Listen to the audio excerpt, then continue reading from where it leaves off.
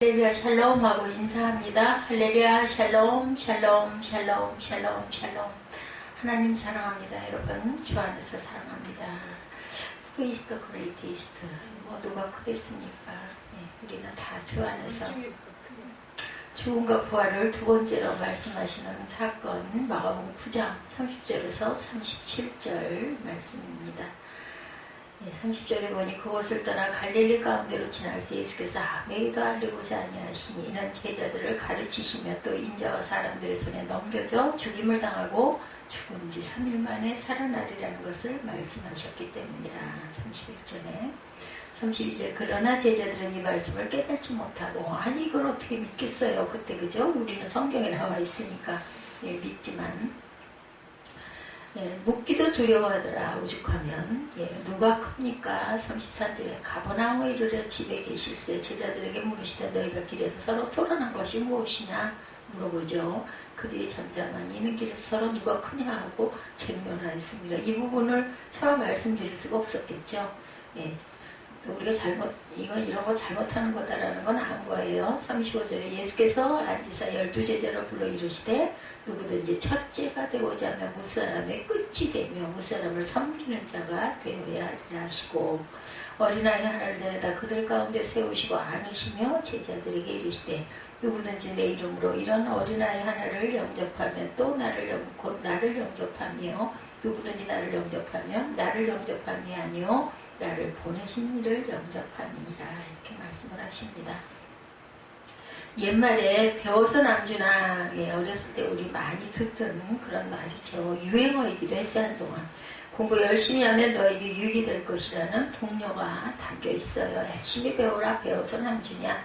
근데 그 말이 기독교 정신을 반영시키면 배워서 남주자가 될 수가 있다는 거예요. 그죠? 우리는 전해줘야 되는 사람들입니다. 그리스도인은 자기뿐 아니라 다른 사람까지 사랑으로 섬기며 살아가야 되는 거죠. 성경에 세상적으로 볼 때 모순처럼 보이는 역설이 많이 기록되어 있어요. 죄로 오염된 세상의 기준과 하나님의 기준이 다르기 때문입니다. 지금은 모순처럼 들리는 말들이 결국은 진리임이 드러나는 날이 곧 오겠죠. 화평이 아니라 검을 주러 왔다. 마태복음 10장 34절에 38절. 이게 굉장히 좀 뭐랄까 아이러니한 그런 말로 들리잖아요. 화평이 아니라 검을 주러 왔다. 주님을 위해 목숨을 잃는 자는 얻을 것이다. 마태복음 10장 39절. 아무것도 없는 자 같으나 모든 것을 가진 너리다. 고린도서 6장 10절. 약할 그때 곧 강함이라. 이런 말씀들 고린도서 12장 10절 등등입니다. 첫째가 되고자 하면 무사람이 끝이 되라는 역설이 나오죠. 역설 속에 담겨진 성경적인 원리는 과연 무엇일까?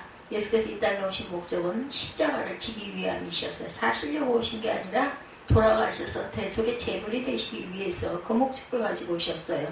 그래서 예수님을 향한 하나님의 뜻입니다. 그래서 예수님의 생애는 십자가를 지기 위한 준비 과정이다. 이렇게 볼 수가 있겠죠. 이제 하나님의 때가 드디어 도래했어요. 그래서 예수님은 제자들과 함께 생애 마지막으로 예루살렘으로 올라가십니다. 예수님과 더불어 지난 3년을 지내온 제자들은 아직도 예수님의 마음을 제대로 헤아리지를 못해요. 그런 일이 일어난다는 것이 이해가 되지도 않고 믿어지지도 않습니다. 어떻게 사람이 죽었다 살아나? 이렇게 생각을 하는 거죠. 예수님은 이 세상을 왜 오셨어요? 우리에게 자신의 생명을 주시기 위해서 또한 세상을 섬기려고 오신 분이신 거죠. 우리가 알게 모르게 세상의 가치관에 젖어 살다 보면 예수님이 보여주신 섬김의 정신을 제대로 실천한 것이 쉽지가 않습니다. 믿는 사람들이 언제나 자신에게 물어보아야 할 질문이 있어요. 제자일까? 나는 과연 주님의 제자일까? 그저께 왔다 가신 권영임 전도사님도 나는 그냥 세상적으로 살아요. 이렇게 부끄러움 본인의 그 마음의 소리일 거예요. 그리고 저도 그런 생각을 할 때는 내가 도대체 하고 있는 게 아무것도 없네 이런 생각, 너무 부끄럽네 이런 생각을 하는 것처럼 아마 그분도 그러신 것 같아요. 그런데 그 마음 안에는 하나님 사람이 가득 차 있는 거죠. 정말로 주님이 원하시는 길을 나는 과연 가고 있는가, 껍데기로만 신용만 하고 있는 건 아닌가 이런 생각 들 때가 많습니다. 내 정욕으로 살고 있는 건 아닌가, 혹시 예수님의 제자들처럼 그 길을 막든지 다른 길로 가려고 하고 있지는 않은가. 그런데 제가 문득 든 생각은 자연을 바라보고 기뻐하고 사랑하는 거 하나님이 기뻐하실 것 같아요. 그걸 좋아하는 것들. 뭐 또 사람이 만들기는 했지만 진리를 연구하려고 탐구하려고 그냥 애를 쓰는 그런 모습도 하나님은 사랑하는 것 같고, 하나님께서는 우리 각자에게 주신 목적이 있으시잖아요. 그것대로 우리는 그게 좋아가지고 따라가고 거기에 순응해 가면 하나님 뜻을 이루는 것이고, 그걸 깨달으면 정말 진리를 깨달은 것이다. 이런 마음이 제가 오늘 듭니다. 로마 황제의 신상에 보이는 가이사라 빌립보에서 당신은 그리스도라는 제자들의 신앙 고백을 들으신 예수님은 처음으로 자신이 받으신 순환에 대해서 말씀합니다. 로마 황제의 그 모습을 이렇게 세워놓는 곳이 아마 가이사라 빌립보인 것 같습니다. 인자가 많은 고난을 받고 장로들과 제사장들과 서기관들에게 버림받아 죽임을 당하고 사흘 만에 살아나야 하신다. 이런 8장 31절 말씀에 나와 있죠. 8장 31절에 보면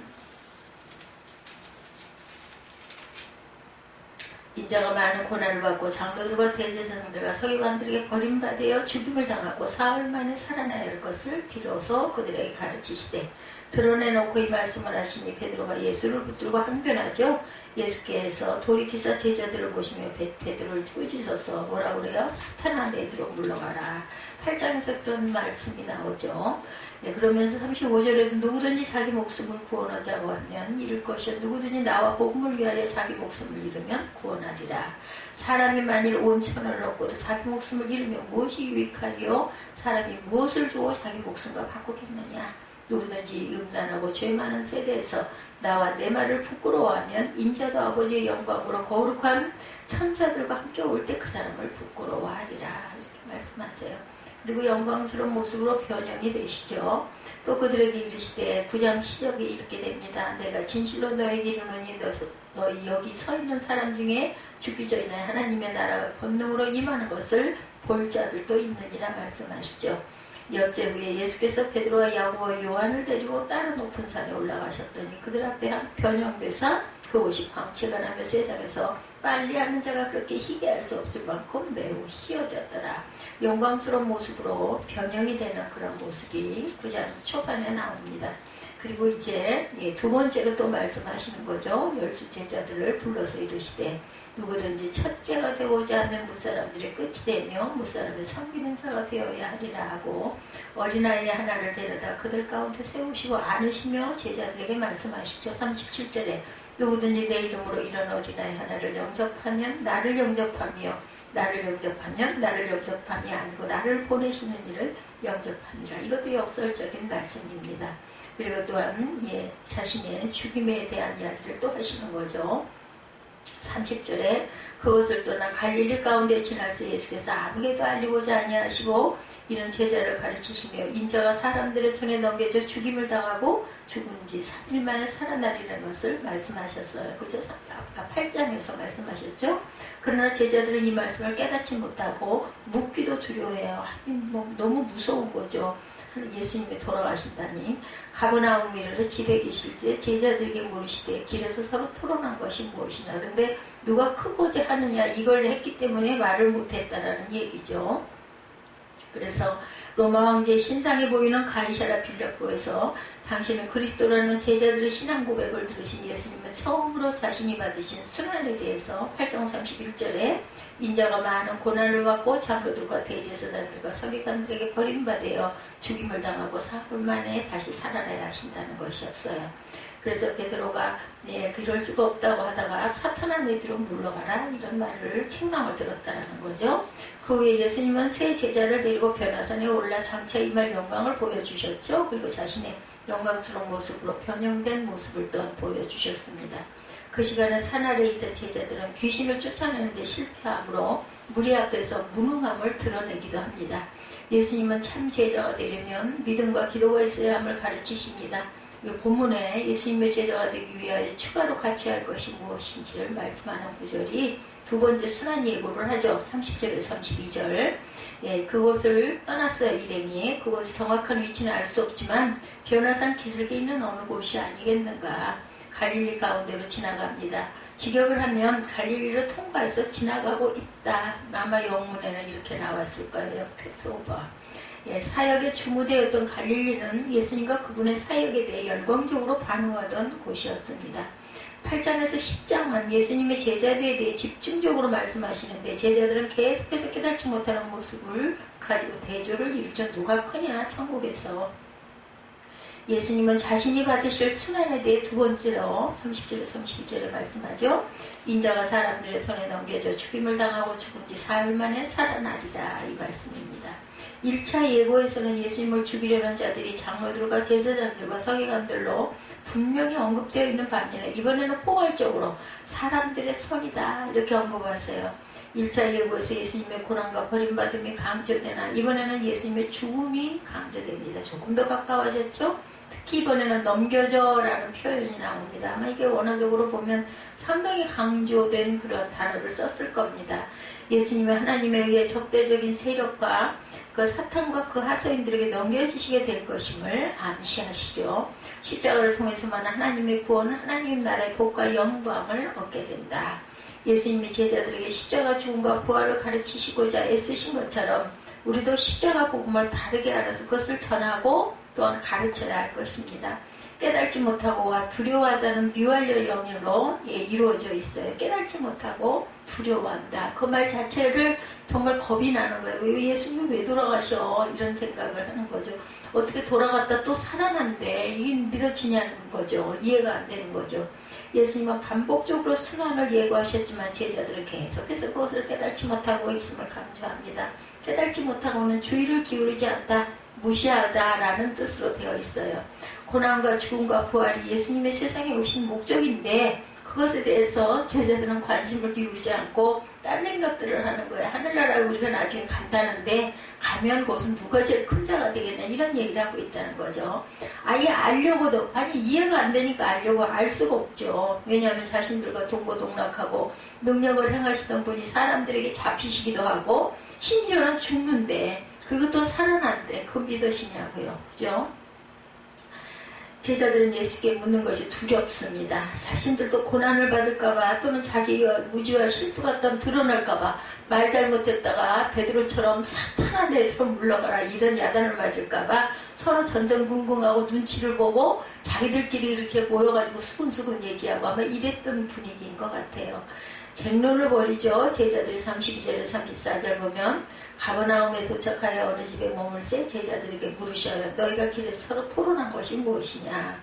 제자들의 마음까지 꿰뚫어 보시는 예수님의 기습적인 질문이 뭐 모르겠어요. 지들끼리 수근수근하고 하는데 분명히 이거 갖고 그러겠지 뻔히 아시겠죠.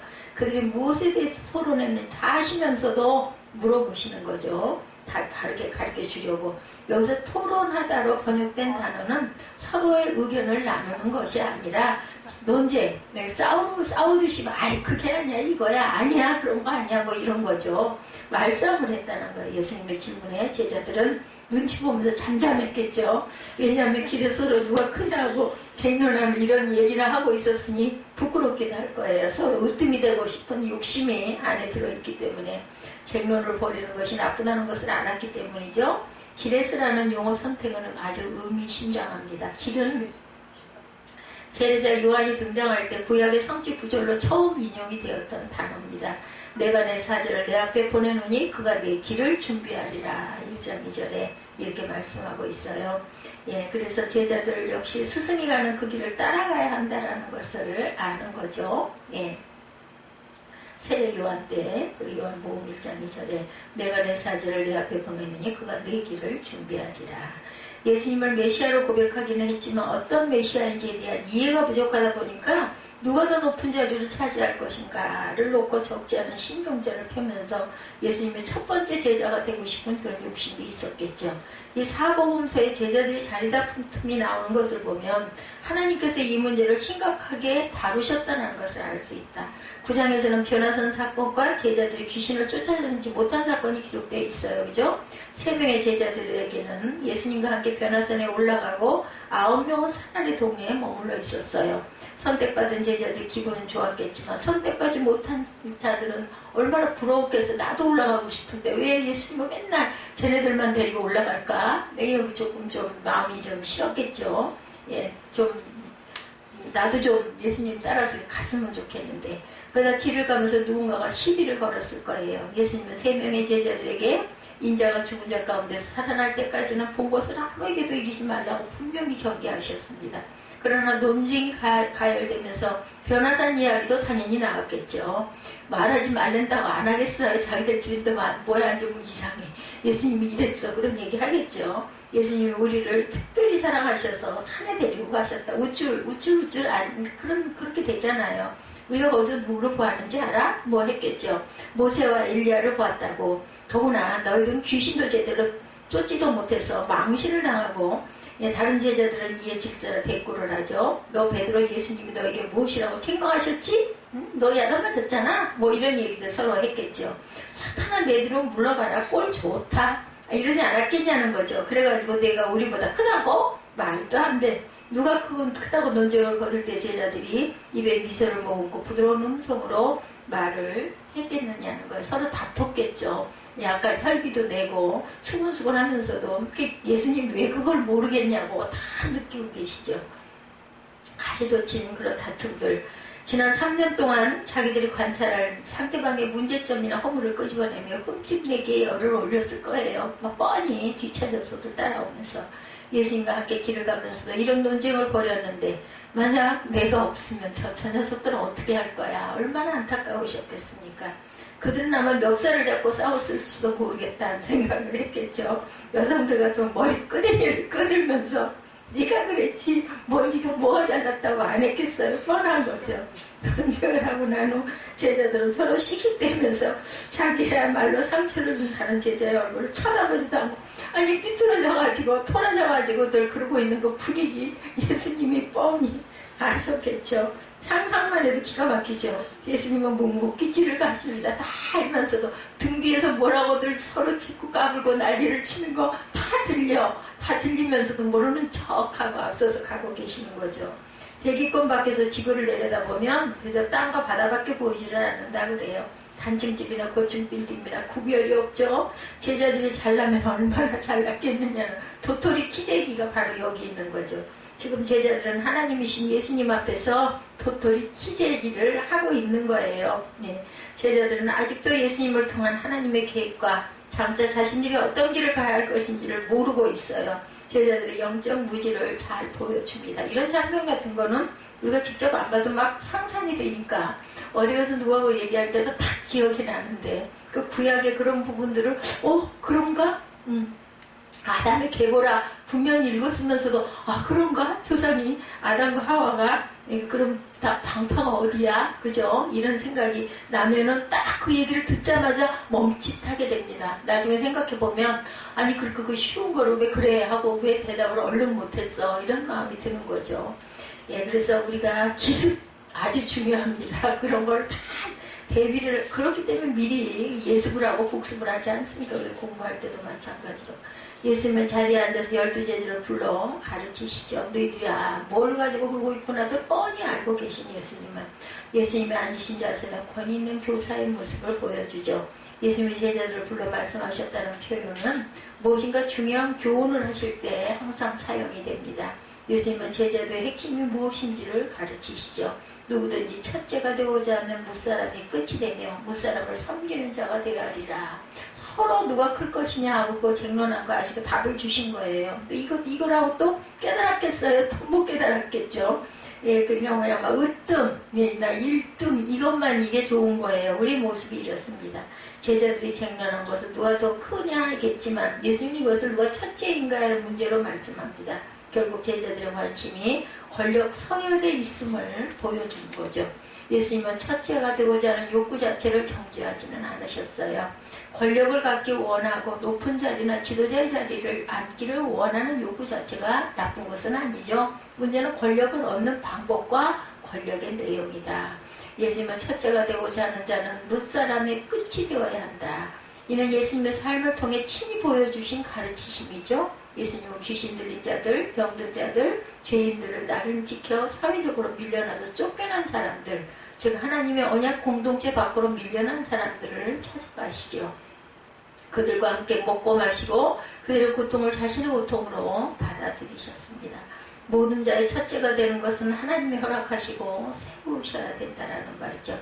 그것은 그분의 뜻을 따라 그분의 뜻을 이루어드리는 자에게 하나님이 허락하시는 권세입니다. 베드로전서 5장 6절이죠.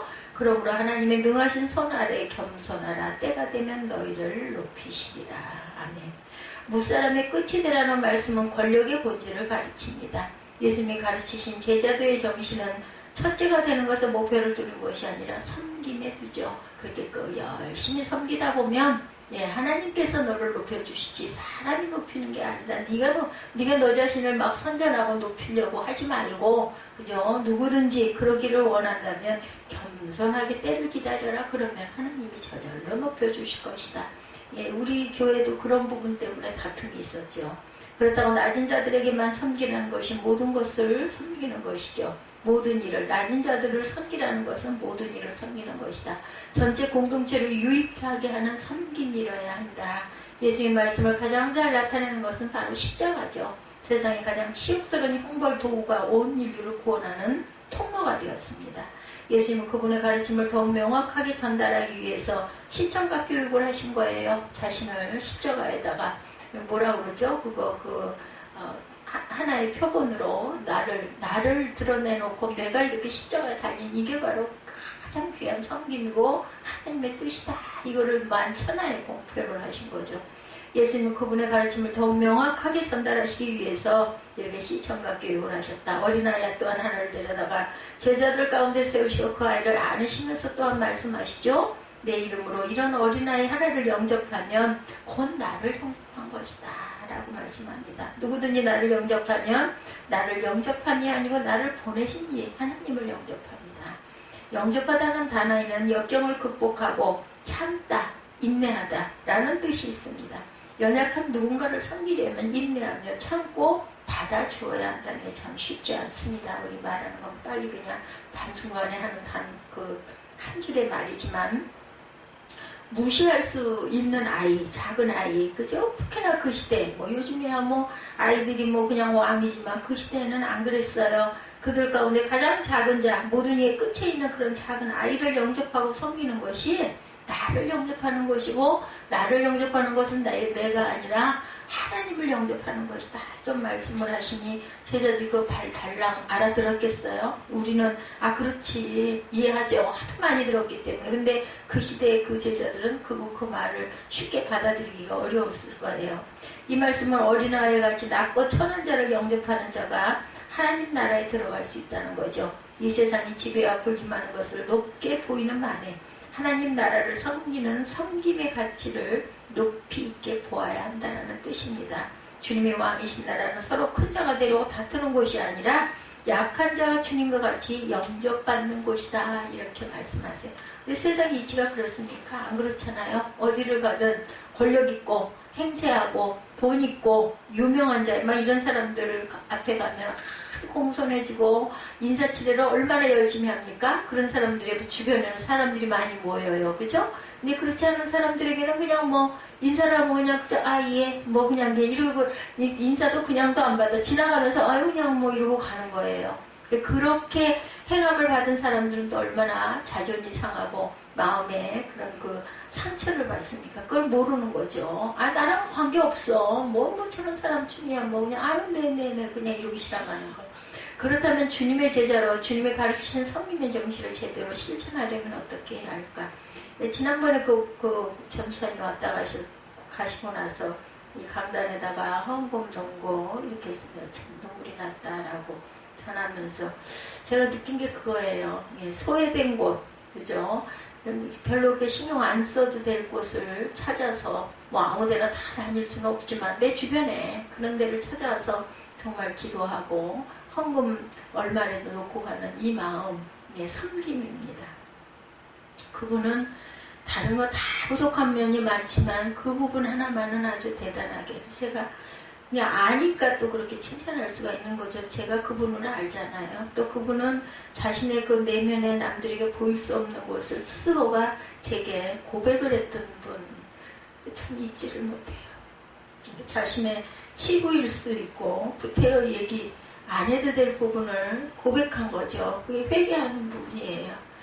그렇게 너무 외롭고 힘들어가지고 내가 이런 길을 잠깐 걸었는데 이거 정리를 했다 하면서 얘기를 내가 이거 회개하는 거예요. 저한테 얘기를 하나님께는 물론 얼마나 울면서 기도를 했겠어요. 참 어려운 거죠. 내 수치를 아무리 가까운 벗이라 하더라도 스스로가 그걸 드러내놓고 열었던 그러한 그 사람. 제가 그 선물했던 목걸이라면서 지금도 그걸 볼 때마다 생각을 한다고. 그래서 찾아왔다가 하고. 그래서 우리가 항상 이렇게 그런 부분을 실천하는 게 어렵고 훌륭하고 권력 있고 유명한 사람들 앞에 가서 머리를 조아리고 그러긴 하면서도 별 볼 일 없어 보이는 사람은 그냥 나부터도 스쳐 지나가 버리려고 나하고 별 관계가 없었는데 그런 부분을 우리가 고쳐야 된다는 거죠. 그래서 항상 멀리할 줄 알아야 된다. 크다라는 그러한 그 세력들 누가 크냐는 논쟁은 예수님의 제자들에게만 있던 독특한 현상이 아닌 거죠. 사람들이 있는 곳에는 크고 작은 이런 문제들이 다 있다. 교회에서도 내가 다른 사람보다 낫고 내가 아니면 안 된다는 논쟁이 있을 수 있어요. 많이 있죠. 자리 다툼도 많고 뭐 장로, 권사, 피택할 때 이런 거기서 떨어지면은 그냥 상처를 받아가지고 어떤 그 목사님이 해외 지방인지 해외에서 목회를 하고 있는데 작은 아버지신가 되시는 분이 슬그머니 어느 날 오셨더래죠. 그래서 아이고 웬일이세요 하고 했더니 그냥 답답해서 바람 좀 쏘이러 왔어. 마치밤이었던 것 같아요. 제가 예화를 하도 많이 보다 보니까 헷갈리는데 그러고는 아무 말씀 안 하시고 그냥 하룻밤 주무시더니 그 다음날 이렇게 내가 돌아갈게 그러고 가셨대요. 나중에 알고 보니까 장로 피택에서 떨어지신 거죠. 마음에 아주 섬김을 열심히 하셨는데 그러니까 그 교회에서 그런 부분들 때문에 더 열심히 한 거예요. 이렇게 올라가고자 하는 마음 때문에. 그랬는데 그런 치열한 곳에서는 떨어지시는 분이 있고 붙는 분이 있잖아요. 그러면 붙는 분은 너무나 기뻐하는데 그리고 또 그것도 말이 많죠. 뭐 몇백씩이 없으면 그걸 못해서 나는 거기에 빠지겠습니다. 또 이런 분들도 계셔가지고 그것 때문에 가슴이 아픈 아니 그런 법이 어딨냐고요. 그런데 그냥 교회에다 뭔가 기념으로 뭘 좀 만들어 놓읍시다 하다 보니까 한 사람의 앞에 얼마씩 이렇게 해서 이렇게 만들어야 합니다. 그게 없는 분은 부담이 되는 거죠.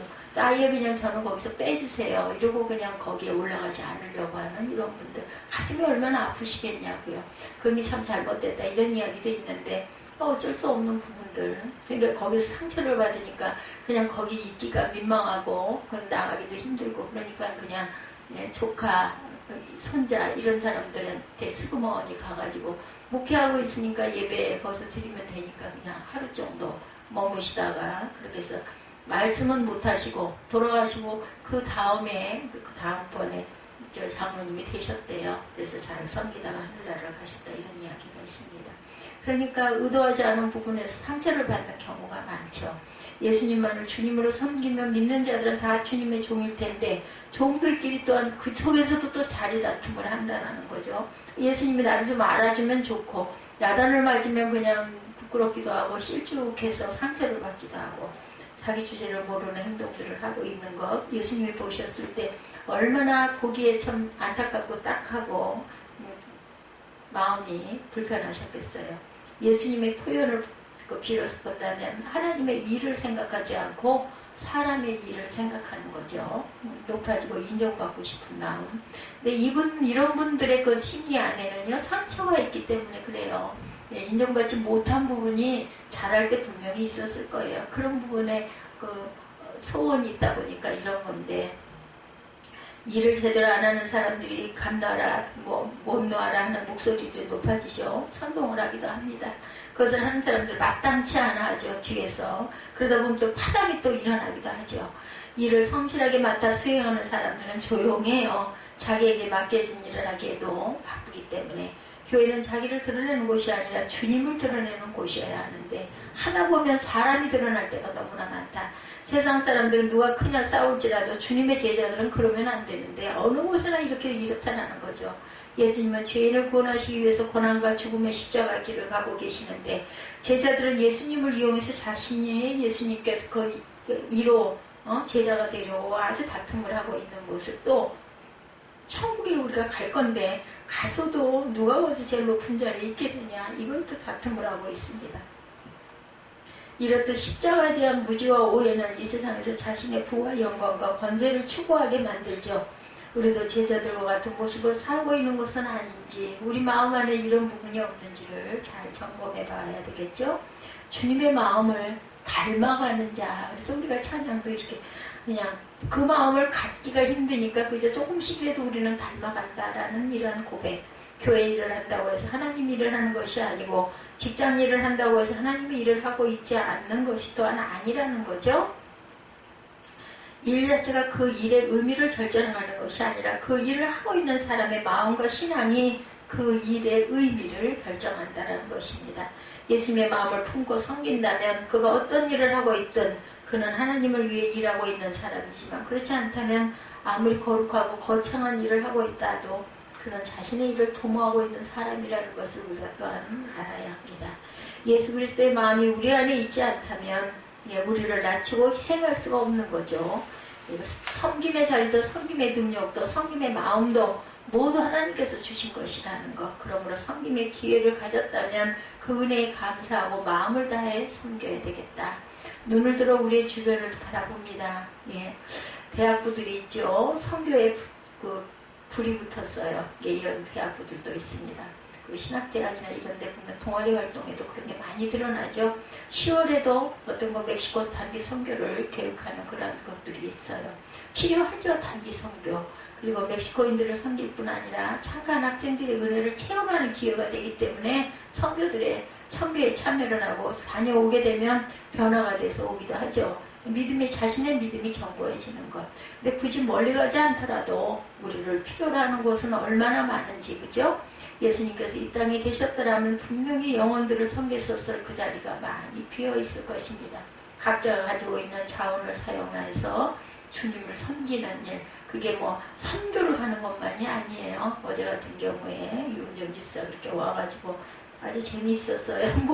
요만큼 떡도 4가지인가 이렇게 무슨 속에 콩 들어있는 떡, 그리고 송편, 또 그냥 찰떡, 또 그리고는 도라지 아까 그 먹다가 가루 들어갔다고 한 그거 콩고물에다가, 콩고물 고소하잖아요. 거기다가 이렇게 요만씩 해가 동글동글하게 해서 뭉쳐가지고 새일심처럼 만들어가지고 병으로 그렇게 팔아봐요. 요만한 병.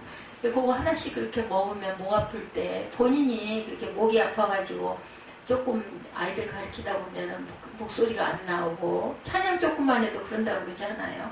그런 거 닮으면 안 되는, 닮은 것 같아요.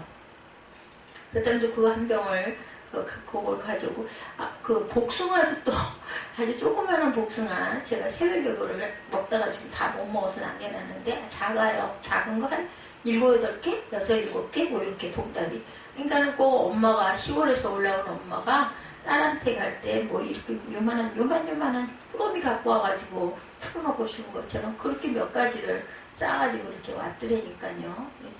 그전에는 그냥 송편 이렇게 조그만한 팩에다가 해갖고 이렇게 송편 드시라고 갖다 줬는데, 그게 그래서 내 속으로 나이가 들다 보니 이제 그런 생각을 조금 좀 하는구나 하는 생각. 내가 갈 때가 가까워지니 딸이 이제 그런 부분에 마음이 드는가 보다, 이런 마음도 어제 가졌습니다. 그러다가 뒷부분 얘기가 나와서 얘기가 길어져가지고 1시가 넘어서 11시 무대에서 와가지고 2시간 이상을 여기 앉아가지고 그 얘기를 듣다 보니까 아주 그냥 허리가 아파서, 아이고 그게 또 자세가 거기가 안 좋잖아. 눕기도 참 그렇고 바라보기도 그렇고 우리 교회 그런 부분이 조금 필요해요. 그러니까 제가 이게 핑계가 아니라 일어나 앉아서 움직이고 이렇게 앉아있고 기도하고 성경 보고 앉아서 해야 되는 그걸 못하다 보니 누워있다 보니까 깜빡깜빡 할 때가 많은 거예요. 우리 새벽에 깨가지고 일어나서 뭐 하냐고 그 시간에. 그러다 보니까 누워있는 게 편하니까 누워서 있고 뭘 생각을 하고 다 들여다보고 모든 걸 다 누워서 많이 하다 보니까는 실수를 할 때가 많죠. 참 그러고 나면 마음이 자괴감이 많이 듭니다.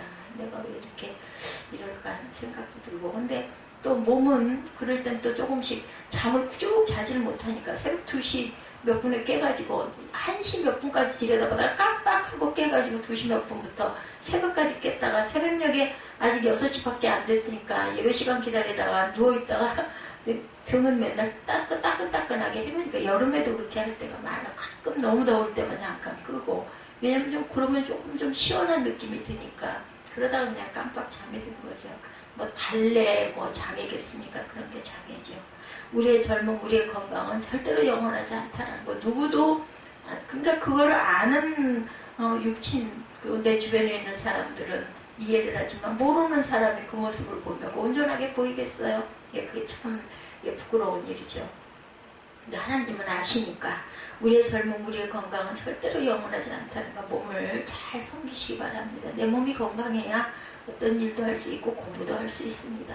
부부가 아무리 금슬이 좋아도 한쪽이 몸이 이러다 보면은 서로 좋은 관계가 되기가 어려워요.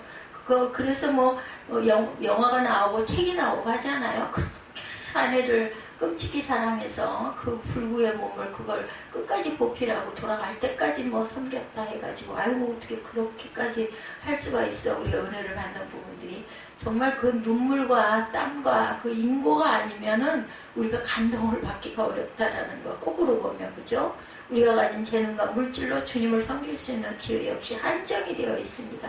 그것을 절감하는 그런 분들 우리가 주변에서 많이 보죠. 그러므로 섬길 수 있을 때 섬기지 않으면 후에 섬기고 싶어도 섬길 수 없음을 인해 아쉬워하게 되고 후회하게 되고 안타까워하게 된다. 그래서 후회해도 이미 때는 늦죠. 철이 조금 들만 해가지고 들여다보면은 내가 섬기고 싶은 내가 보고 싶은 부모가 안 계신다라는 거죠. 그래서 아마 그래서 더 열심히 그렇게라도 하고 싶은 마음이 일어나지 않았을까. 그러므로 우리는 지금 자신의 부르심을 쫓아 부지런히 섬겨야 된다. 하나님이 우리를 부르는 음성을 그걸 뭐 멀리 대단한 무슨 이런 걸 그렇게 하는 그릇도 그런 그릇이지만 그냥 내 주변에서 내가 할 수 있는 것을 하는 거 그게 감사한 거죠. 자신의 게으르게 방치하지 말고 자신의 욕심을 만족시키는 하찮은 일에 세월을 낭비하지 말고 그 일이 크든 작든 이름이 드러나든 드러나지 않든 주님을 사랑하는 마음으로 섬긴다면 그것으로 충분한 거죠. 사람을 섬기든 자연을 보고 기뻐하든 그것도 자연도 하나님이 만드신 것이니까 추석에 보름달 바라보면서 그거 너무너무 아름답다 경탄하고 아름다워하는 것 그것도 하나님께 영광 돌리는 부분이죠. 세상은 우리의 이름을 기억하지 못하고 사람들은 우리를 주목하지 않는다 할지라도 하나님께서는 우리를 다 아시기 때문에 오직이나 하면 하나님은 아셔서 우리가 이 위에 올라서 살죠. 주님의 삶을 본받아 나아가야 합니다. 팬데믹 기간에 진짜로 많아졌다고 그래요. 비만이 생기는 이유 나가는 것보다 들어오는 곳이 많기 때문에 그래서 비만이 되죠. 우리가 음식을 먹을 때 영적 비만이 생기는 이유는 받은 은혜가 많을지라도 예수 그리스도의 마음을 느끼는 구체적인 섬김의 현장이 없기 때문에 영적 비만이 생긴다. 은혜 받은 자리인 자신의 교회에서 조차 섬기지 않으려는 사람들 편하고 대접받으려고만 하는 그런 부분들이 문제가 되죠. 세상에 나가서 얼마나 주님을 드러내겠는가. 이곳은 어떻게 보면 훈련의 장소입니다. 그래서 우리가 세상에 나가서 각자의 자리에서 주님의 향기를 드러낼 줄 아는 참 그리스도인의 모습이 되어야 된다는 거. 그러니까 뭔가 달라도 달라야 된다는 거예요. 꼭 뭐 예수 믿으세요 그것뿐만이 아니라 나중에 알고 보니 신실한 크리스찬이었어. 이번에 국민일보에 났던 그 어머니와 아들의 그런 이야기 알고 보니 그렇게 선교에도 열심이고 교회 안에서도 섬김을 그렇게 잘하시는 그런 그 권사 자리를 주신다고 그래도 사양하고 저는 그냥 평신도로 있겠습니다. 뭐 나이가 50세 초반이면 받으실 수도 있는 나이기도 하죠. 교회마다 조금씩은 다르지만 연령 제한이 있는 곳이 있기도 하고 없는 곳들도 있는데 받으라고 그래도 저는 그냥 이렇게 있겠다. 또 반주도 잘하시는 분이어가지고 피아노로 아이들 불을 인도도 하시고 그렇게 하셨다라고 칭찬이 나와 있더라고요. 그 아들 15살짜리 아들도 그렇게 해가지고 그 예배를 신실하게 드리고 엄마 따라서 선교를 다니기도 하고 모자의 모습이 아주 아름다웠다라는 이야기. 그래서 그렇구나. 서로가 서로의 생명을 그렇게 귀하게 여겼는데 그만 아들은 나가다가 물살에서 헤어나오지 못하고 돌아가고 엄마는 그 꼭대기 천정에서 매달려서 찬송하고 기도하면서 14시간을 버텨가지고 구조를 받고 살아남은 2명 중에 1명이 그분이셨어요. 그분이 아마 땅에 나오셔서 아들 목까지 열심히 하시고 얼마나 마음이 아프시겠어요. 십자가의 감격이 아득한 추억이 되어버렸다면 그것은 예수님을 본받아 사는 삶에서 멀어졌다는 증거. 내 마음 안에 주님이 늘 살아계셔서 작은 걸 보고도 기뻐하고 그걸 누군가가 나누고 싶어하는 그런 마음이 있다면 주님이 아시죠. 대부분의 그러한 그 주일 예배 시간에 나와 편히 예배를 드리는데 그런 예배를 드리기까지 섬기는 지체. 예, 권영 전사님 어젯밤에 그 누룽지 자기가 조금 끓여 먹었다고 그러더라. 딱딱해가지고 그래서 끓이면 흐물흐물 맛이 없는데 저는 아직은 직색이거든요. 그랬더니 자기는 딱딱한 걸 못 씻기 때문에 잠깐 끓여가지고 예, 들고 방으로 주웠다고 얘기를 하시면서 날 보고 목사님 얼른 주무세요. 저는 내일 일부 예배를 섬겨야 되기 때문에 빨리 자겠다는 거예요. 그때 11시 반쯤 되면. 그래서 아이고 알겠습니다. 그리고 제가 닫고 제가 끄고는 그 카톡 잘 안 하는데 어저께 이제 잠깐 그렇게 해서 누룽지 어떻게 드셔보셨어요? 이제 물어봤더니 그렇지 않아도 카톡을 뭐 몇 개 보내놓으셨더라고요. 가끔 보니까. 그래서 내가 나는 새벽 내내 깨 있을 건데 그 교회가 가깝잖아요. 그래서 그 이사를 가신 거고 아주 그 이사 가시려고 그렇게 애를 쓰다가 파주로 이사 가시고 집값도 엄청 많이 올라가고 교회도 아주 그냥 5분 10분 거리로 가까워지고 교회 옆에 사는 게 맞습니다. 남보다 일찍 나와 찬양을 하고 연습하는 분들 얼마나 수고하세요. 찬양대 역시 예배시에 사용하는 그 파워포인트를 준비하고 미디어 시스템을 관리하는 분들도 그런 부서의 사람들도 계시죠.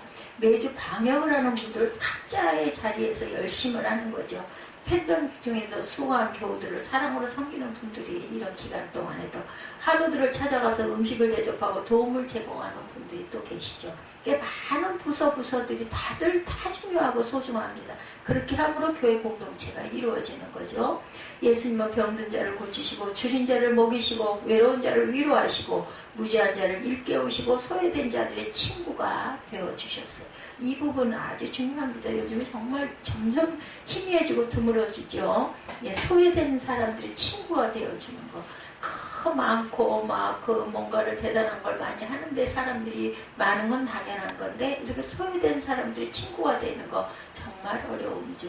그리고 그 부분에 소외되는 그 마음을 느낄 때 또 그분의 상처는 또한 대단합니다. 자신은 머리둘 곳이 없는 삶을 사셨지만 자신을 필요로 하는 이들이 있는 곳은 어디든지 달려가셨던 그런 예수님. 십자가 사랑의 핵심은 자기를 돌보지 않고 오히려 자기를 주기까지 한없이 베푸는 것이라는 거죠. 예수님을 제대로 만났다면 예수님을 본받아 자기를 돌아볼 뿐만 아니라 다른 사람까지 돌아보고 싶어지죠. 그분 참 외롭게 혼자 계시는데 내가 이렇게 잠깐이라도 갔다 와야겠다. 이런 마음. 그죠? 연약한 지체들을 정성껏 돌보고 싶어하고 그리스도의 몸인 교회가 온전케 되도록 뭔가 마음을 바쳐 섬기고 싶어하는 마음. 이것이 주님을 닮는 마음입니다. 물론 지금도 많은 그리스도인들이 마음을 다해 주님을 섬기며 각자의 그 자리에서 잘 섬기고 가세요. 더 많은 그리스도인들이 그렇게 섬기지 않고 있는 그런 모습을 조금씩 변화돼. 이것도 전도입니다. 보여줌으로 인하여 깨닫게 하는 것. 주님께서 지금 이 자리에 계셨다면 어떻게 하셨을까? 나도 주님처럼 하고 싶다는 마음이 필요하죠. 주변에 고통받고 아파하는 사람을 품고 섬기고 살아갈 때 하나님의 복이 임하죠. 교회의 규모들이 커지면 커질수록 가만히 와서 편안한 환경에서 예배드리고 그냥 아주 살짝 사라지고 싶어하는 그런 그리스도인들이 많아지기도 합니다. 그런데 섬기는 분들은 또 이렇게 열심히 섬기는 것이고 내 이름 없이 빚도 없이 성실하게 섬기는 사람은 그렇게 늘지를 않는다는 것. 항상 교회는 일손이 필요하다고 하죠. 더구나 어떤 그 대단한 축제나 아니면 어떤 그 뭐 태신자 초청 뭐 이런 그 행사가 있을 때 신앙의 열정이 전보다 떨어지는 현상이 점점 나타나고 있다고 그래요. 이번에 그 코로나 몇 년 동안에 아주 어려움이 교회들이 굉장히 많았죠. 타성에서 벗어날 줄 알아야 되겠다. 많은 경우 교회 문제는 교회에 갓 들어온 새신자들이 아니라 그동안 교회를 위해 많은 일을 했지만 십자가의 감격을 점점 좀 잃어버리고 있는 이러한 그 지체들, 제대로 섬기지 않은 오래된 성도들에게서 문제가 자꾸 일어나죠. 왜 나는 이렇게 하면서 교회를 20년, 이 교회에서 30년 내가 한 게 얼만데 너희들 나를 몰라봐. 뭐 이런 식으로 자신의 뭐 몇 년을 기다렸다 하는 얘기를 하는 것처럼 기가 막히고 부끄러운 얘기죠. 사실은 입에다 담기도 어려울 정도로 기가 막힐 정도로 부끄럽습니다. 20년을 섬겼으면 어쩔 뻔했어요. 2년을 섬겼는데 그렇게 잡아먹으려고 달겨드는데 성도들을 섬기고 가르치는 일에 있어서 모범이 되도록 부름을 받는 중직자들이 십자가의 은혜에 사로잡혀 있지 않을 때 교회는 생명력을 잃어간다는 것. 교회를 위해 가장 많이 섬기는 본을 보여야 할 사람들이 올바른 섬김의 모습을 보여주지 않고 자신을 바라봐라. 내가 이렇지 않아? 너희들 그걸로 뭘 하겠어? 이런 식의 그런 반대의 그 반기를 드는 분들. 다른 지체들이 누구를 통해서 배우겠는가? 참 기막힌 일이죠. 나 같은 죄인 살리신 하나님의 은혜에 대한 감격을 우리가 늘 회복하는 마음을 가져야 합니다. 그래서 내가 산 것이 예수 그리스도의 은혜이기 때문에 이제는 내가 가진 모든 것을 오직 주님을 위해 사용하는 것이 마땅하다고 생각을 해야 되겠죠. 그럴 때 성도는 자신에게 있는 최상의 것으로 하나님을 섬기지 않을 수 없는 그런 마음이 된다는 것. 섬김의 본을 가장 잘 보여주신 분 예수 그리스도시죠. 그분은 성령의 능력으로 섬김의 삶을 사셨어요. 그분의 발걸음이 닿는 곳마다 치유와 회복의 역사가 일어나죠.